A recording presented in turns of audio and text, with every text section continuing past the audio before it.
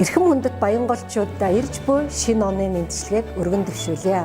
Улиран өнгөрсөн 2014 он маань Баянгол дүүргийн хувьд шинжлэлийн ажил өрнөсөн бүтээн байгуулалтын сайхан он жил байлаа. Бид өдөртөө 700 гаруй хүнд үйлчлэх хүчин чадалтай хамгийн орчин үеийн шинэ эрүүл мэндийн төвийн цогцлбороо ашиглалтанд оруулсандаа туйлын баяртай байна. Мөн өдөртөө 100 гаруй хүүхдэд үйлчлэгээ үзүүлэх хүүхдийн тасгаач гэсэн нээж амжлаа. Ингэснээрээ бид дүүргийнхаа иргэдэд эрүүл, аюулгүй, хүртээмжтэй тусламж үйлчилгээ үзүүлэх боломжийг олгож байна.